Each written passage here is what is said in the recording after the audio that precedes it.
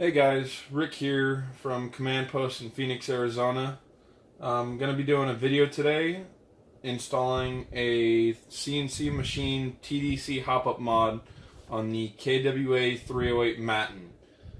Today's video is sponsored by Spike over at Gas Blowback Customs. If you guys ever need anything for your gas guns, Glock, High Kappa, pretty much anything out there right now, he's your guy to go to. Always friendly staff. If you ever got any questions, you can always message him. He's real quick to message back. Very knowledgeable, and if he doesn't know it, he can direct you to somebody who does know. Getting that kind of out of the way, going to take a look at the part really quick. Set that up there. So here we've got, bring it into focus over here. Here we've got the the CNC machined hop-up unit. I've already done a little bit of testing, shooting it and everything. Works really, really well. You can see by a little bit of the wear there. Nothing too crazy. A little dark to see. I do apologize. I am recording this on my phone because I am broke. I don't really have money for a really nice camera. So using my S9 to record this. So hopefully it doesn't come out of focus too much. I am doing a retake from earlier, but in the package you'll get the hop-up unit, and also you'll get 3 set screws. Now this is the one that is designed for using AEG barrels. There is also a model that is designed to use the original gas blowback barrels that come with the gun. A little bit of backstory on the gun really quick. I already have the 3D printed TDC hop-up that I got from Spike as well installed in it. So I've already gone ahead and drilled the hole in the top that is required for you to reach the TDC. This one is a little bit off center, but it kind of gets the point across.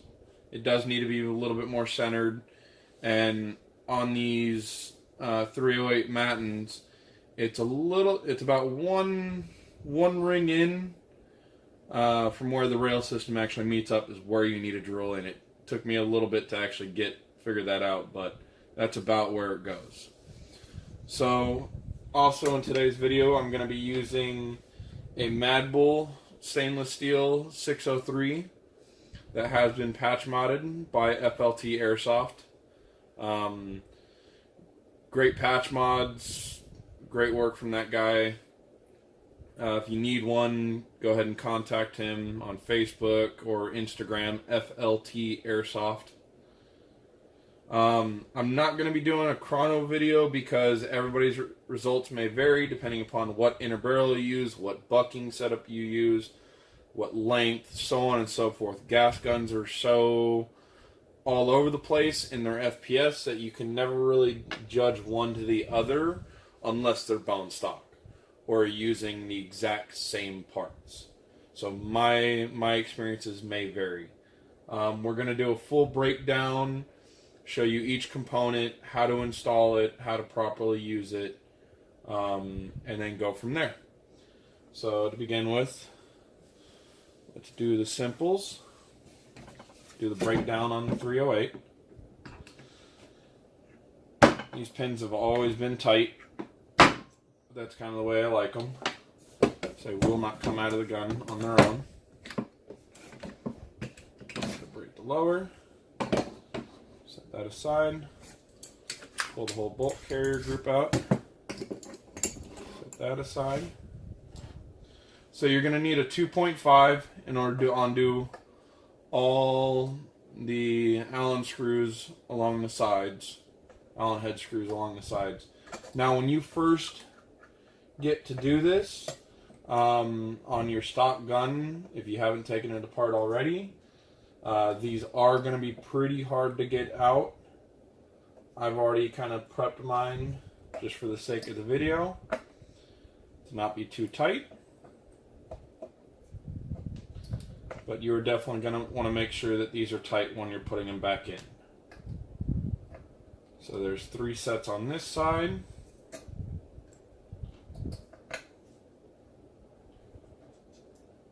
And 3 sets on the other side. So while I'm on doing these, I'll also let you guys know the hop-up unit is for anything that takes LM4 style hop-ups. So your Chris Vector, if any of you guys have one of those, it'll fit into that along with the barrel group. Your LM4s, it'll fit into that obviously, and also the 308s. So it's kind of an all-around CNC machined hop-up unit. Will work with just about any of that family of gas gun.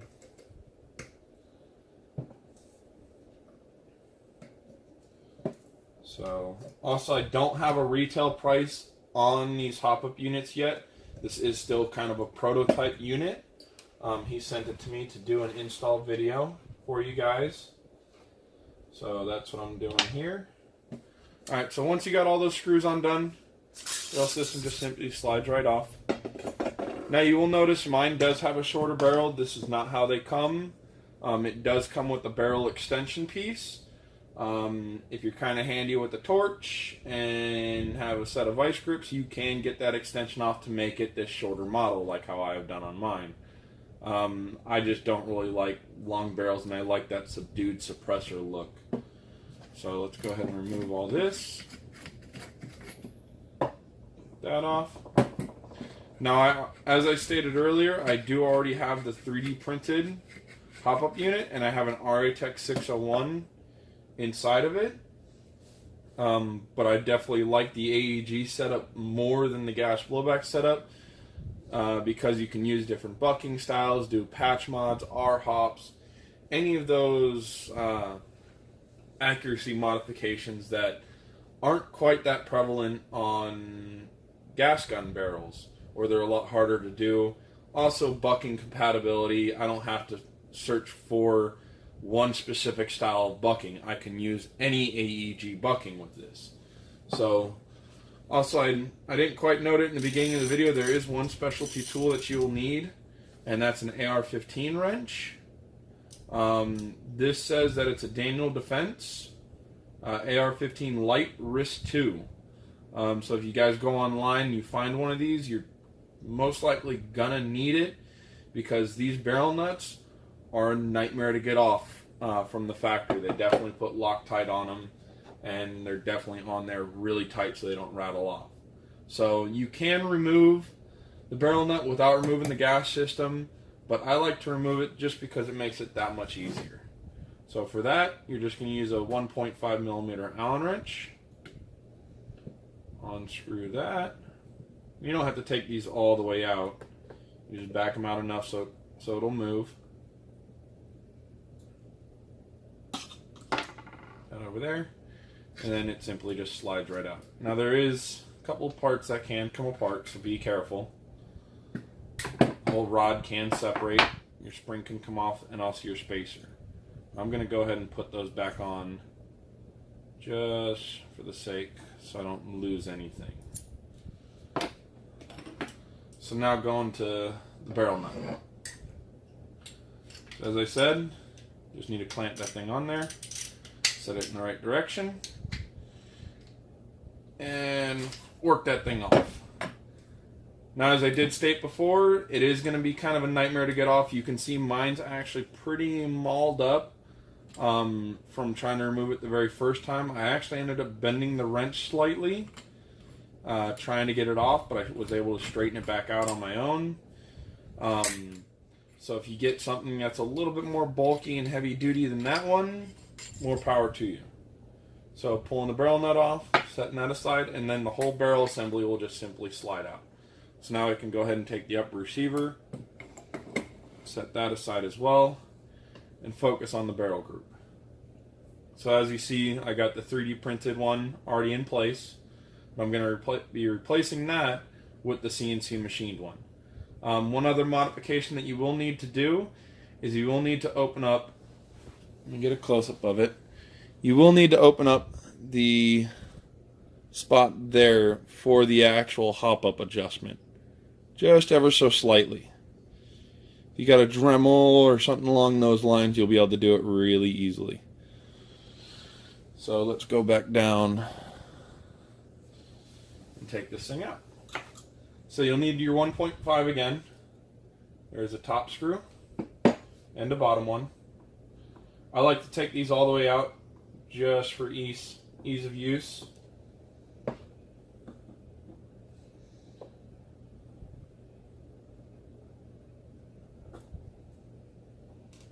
Set them up there, and then your whole barrel assembly will just slide right out. And now you've separated it. So I do have this one wrapped in Teflon just because it was a little bit loose when inside the outer barrel. I'm going to be doing this with the Mad Bull as well. I'm going to show you guys how to do the full install, and then I'm going to break it back apart and Loctite everything. But you will not need anything from your original barrel set. So your original hop-up unit, the tensioner arm, the brass sleeve, nothing. The inner barrel, the bucking, you won't need any of that unless you bought the version that takes the gas blowback barrels. I haven't had too much of a look at that one, but I'm pretty sure you will need the little sleeve that goes over the bucking, the actual tensioner arm, and I think probably the C-clips as well to actually hold it in place. I'm not 100% positive. I think he's going to have another video posted up on his website for that. So look for more information when these drop. So we can now set this whole barrel group aside since we're not going to be using it, and take this one. Now I can actually start putting it all together. Just like any part, when you get it, make sure everything is nice and clean before you use it. So clean out the insides. That's not really a quality control thing from Spike or anything like that, but whenever you get any manufactured parts, they're always going to have a little oil on them, a little corrosion resistant oil on it, and that's just to make sure that it doesn't corrode on you, so that when you pull it out of the box, it doesn't have rust on it. You don't have to worry about any of that. All you got to do is clean it with a little bit of rubbing alcohol or a little bit of soap and water. Make sure you get it nice and dry, and you're good to go. You're not going to have to worry about anything after that.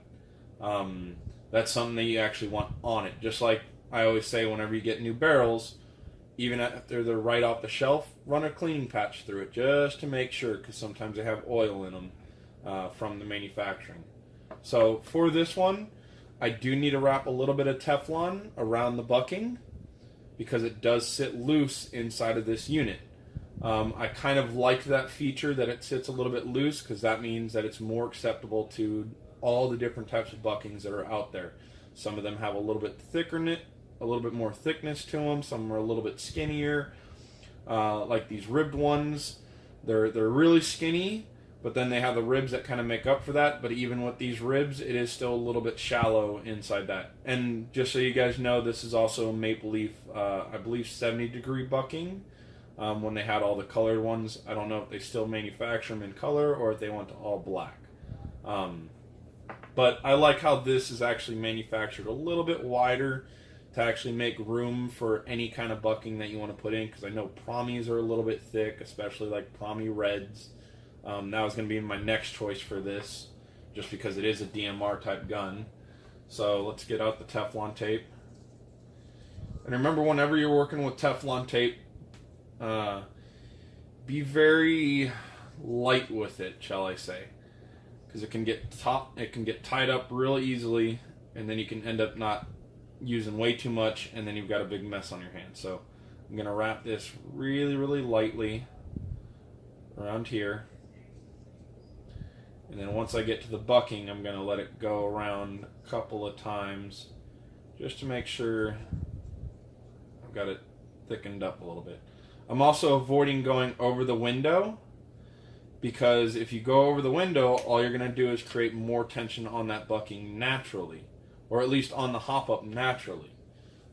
So if you go over the window and you're experiencing overhop even with it turned all the way off, that's your problem. So also with this hop-up unit, you do have to slide it on from the end. It goes right on up there. Let's check where the bucking window is, so we know we're up there. So it's always the opening to the bottom. So the top of the bucking where the hop-up actually gets applied is always on the top where the actual set screw is. So slide it on in there. Make sure we're about lined up.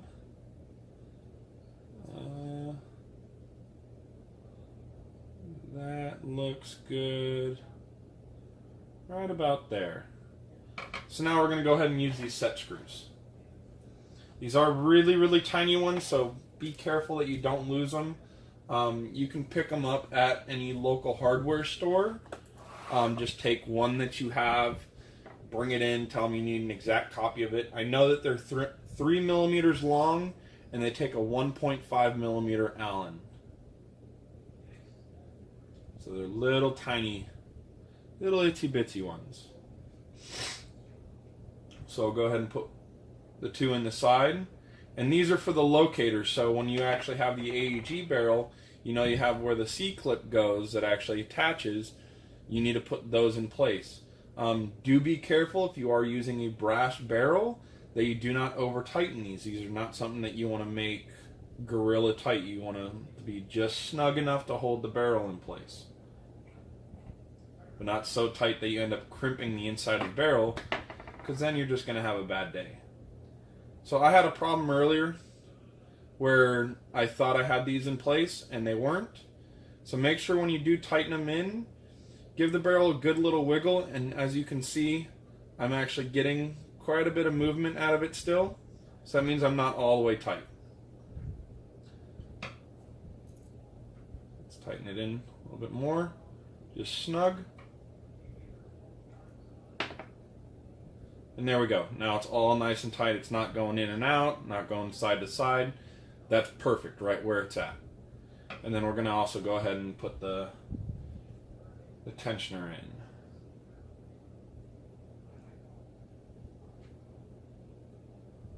Now one modification that I might do later on, just to see how well it works, is I might be actually opening up this hole and using a larger Allen key or a larger grub screw, so I get more even depression on the top of the bucking. Excuse me for that. That is one thing that I did talk to Spike about doing. I'm going to possibly modify this one in the future to accept that, to make it a little bit different. And then you might also have to just modify the screw slightly, put a real nice flat edge to it, so when you're pushing down evenly instead of in a point, like how some of these Allen wrenches or Allen grub screws come. So let's make sure these are all tightened down just enough. Now, why I say I don't recommend tightening them down too much is because if you ever messed around with something that uses Allen wrenches or an Allen grub screw onto a barrel, you've probably over tightened it and noticed that you caused a lump inside your barrel at some point, and you do not want to do that. Stainless steel, you don't have to worry about it quite as much, but definitely on brass barrels or aluminum barrels, you're going to want to watch that. So my biggest recommendation is screw it all together, and then check your fitment, put it all together, fire about 50-60 rounds out of it, make sure it's set up correctly, then take it all back apart and remove the screws, put a little bit of blue Loctite, put them back in, and let it actually set up. That way you know nothing's going to rattle out of place, you're not going to be shooting it, and then your inner barrel goes flying out of the front of your gun and hits some kid in the face. Even though that might be kind of hilarious for some of you, you're probably not going to be too happy that your gun is now down for the whole day. So going back to installing it inside the outer barrel. Remember, the opening is the bottom, and since I already have that cut, I know exactly what the top is. On these 308 Matin barrels, there isn't really a top or a bottom to them. You can kind of tell where the bottom is by the markings from the gas block. But if you do happen to put it in upside down, it's not too big of a deal. You won't have to sweat about it too much. I just know it's nice to have it upright, technically. Even though they are perfectly round, there's no up or down really indication for these. So go ahead and slide it all in there. Take your set screws that you removed earlier and put one in the top. Use your 1 point, put that one backwards. Put your one in the top. Screw it all the way down. And these will self-locate for the most part. You got to get them close. And these you also do not want to tighten all the way down. You don't want to crimp these down because they contact your inner barrel. So if you crank on these, you're also going to put a dimple into your inner barrel. You just want to make those snug. And these are another one that when you take it back apart, you'll end up Loctiting them after you do your test firing, making sure that everything is working correctly. You're not getting weird FPSs, your barrel isn't bent, whatever the case may be. Do your testing, then take it all apart and Loctite everything. So get it nice and snug there. Make sure our inner barrel isn't going anywhere. So as I said, I do have a little bit of back and forth wobble inside the outer barrel. I'll clean that up later after I test it again. So now putting it back into the upper receiver. Always remember the opening is down. So slide it right in. Just like so. Then we'll take the barrel nut. Slide that over. Start to screw that in place. And I'm going to reiterate probably 1,000 more times. Make sure you guys put this all together loosely first. Just hand tight.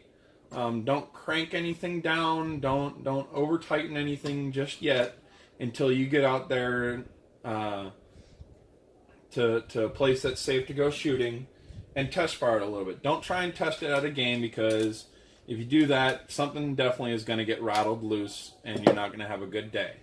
But go to your local field, see if you can do a couple test shots, something along those lines. Take it somewhere where you have some range that you're not going to get in trouble for shooting, and test it out. Make sure it all works. So now we're going to slide the gas block assembly. Got it right in the top there. Flip it over and tighten down the grub screws on the bottom.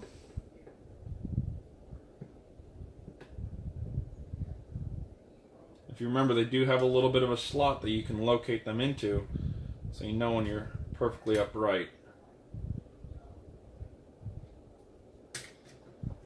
So like I'm in them right now, so it's not actually rotating even though this isn't tight yet. Hold that thing steady for me. So make sure you tighten up both of them.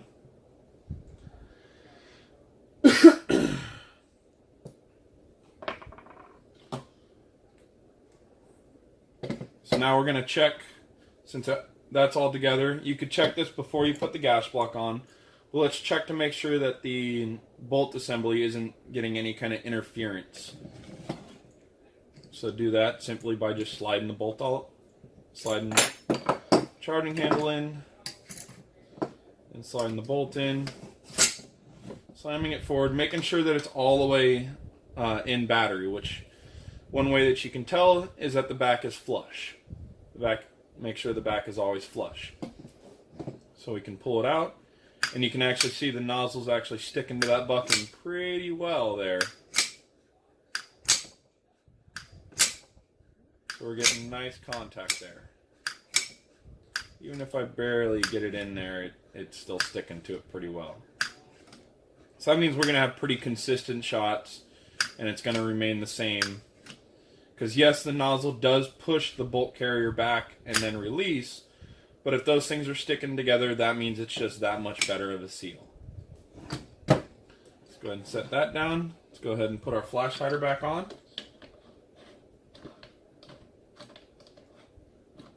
Now, if you guys still have your long barrel on your 308 Matin, you won't have to remove the flash hider in order to get the gas tube out of location.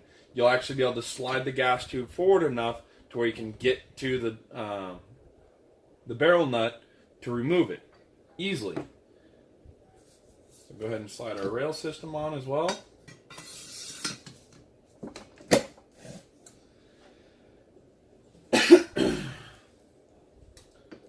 So again, while I'm doing this, I'm going to talk about spike over at Gas Wolbeck Central again.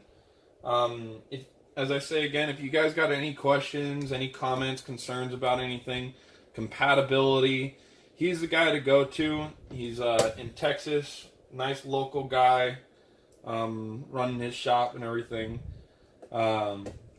He's got a lot of different parts, high-end parts for your Glocks or high Kappa builds. And he's always expanding, always looking for new ideas, new things to get into, new things to make, and ways to improve the community.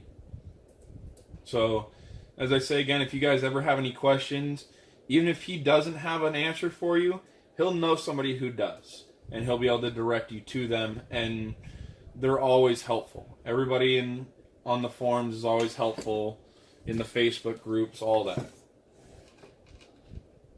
So also, if you guys are local to me in Phoenix, Arizona, you can always come to my shop, Command Post Paintball and Airsoft, on 19th Avenue in Thunderbird. I'm there pretty much every single day of the week, unless I have drill with my National Guard unit one weekend. I might not be there on a Friday or Saturday, something along those lines. But you can always ask me any questions as well, or give me a call, find me on Facebook, Instagram, whatever. And I'll make sure to put links to Spike's website, Gas Blowback Central, and also I'll put a link to my Facebook and my Instagram. So if you guys have any questions, you can contact me or contact him. So we got all that taken care of. Let's go ahead and put the suppressor back on.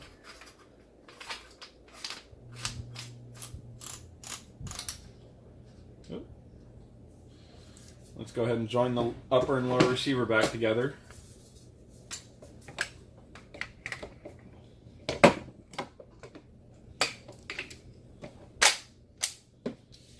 Let's do a functions check real quick.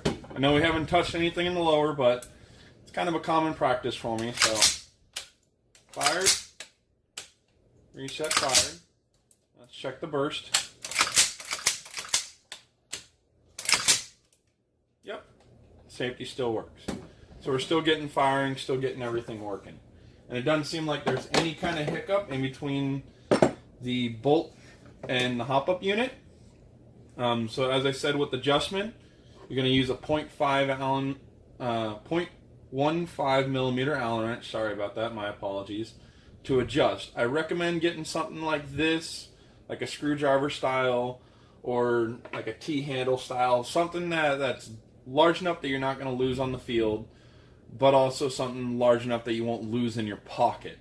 Because I don't know how many times with some guns, like some of the older KWAs, even like this one, where it has that little key tool, and in order to adjust it, you have to go and searching through your pockets, searching through your pouches, trying to find it so you can adjust the hop up or down in the middle of a game if you need to.